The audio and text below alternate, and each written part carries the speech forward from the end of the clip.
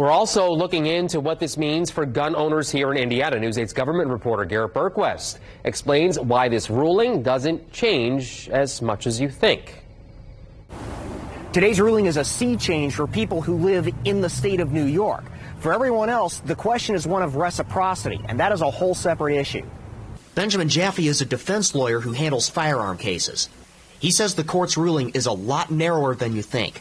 It basically tells New York State that their, standards for issuing permits in their state is unconstitutional as it is written now. They have somewhat of an arbitrary standard. Most states, including Indiana, are known as shall-issue states. That means you automatically get a concealed carry permit if you meet a uniform set of criteria. But that's not the issue for Indiana residents. If you're a permitted, licensed to carry gun owner in Indiana, and so you have the ability to carry here and you're licensed, that does not mean that you can take your handgun to New York. According to the U.S. Concealed Carry Association, 31 states recognize Indiana's concealed carry permits.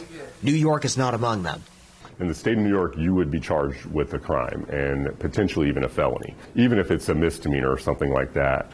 If you are convicted of, or if you're guilty of carrying a handgun without a license in some of these states, there's a pretty strong prosecution effort in those regards. New York officials would have to work out any reciprocity issues separately.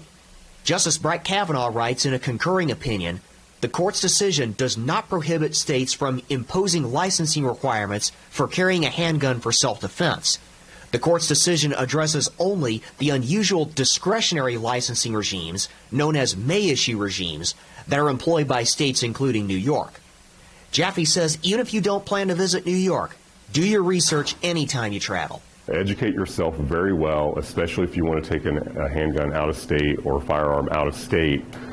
Be especially careful and mindful of some of the nuances of the law. Jaffe says we haven't seen the last of this subject. He says that he expects we can see more litigation in the years to come.